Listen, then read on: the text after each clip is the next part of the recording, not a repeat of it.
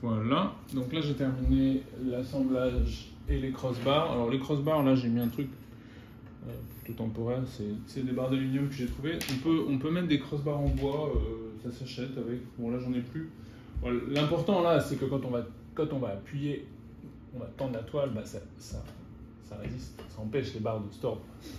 En plus, sur une toile en polyester, on ne va pas mettre beaucoup de force parce que le polyester lui-même est assez élastique. Sur une toile en lin, on aurait peut-être besoin de crossbars un peu plus robustes, plus standard.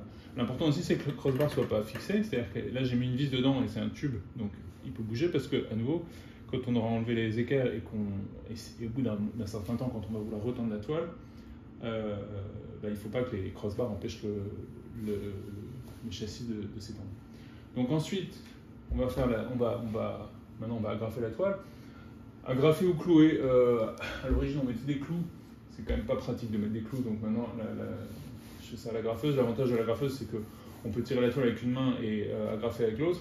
Quand on faisait ça avec des clous, il fallait au moins être deux, un qui tire la toile, un qui cloue. Voilà, bon, c'est plus simple avec une agrafeuse. Voilà, donc qu'est-ce qu'on fait? On nettoie bien en dessous d'abord, parce que on va mettre la toile à l'envers. On peut éventuellement mettre quelque chose pour protéger. Voilà, il suffit de nettoyer. On met la toile à l'envers. Et on pose le canevas dessus. Alors évidemment, normalement on commence par ça. Ici, on a commencé par faire le transfert d'image. Donc on a déjà une image sur la toile.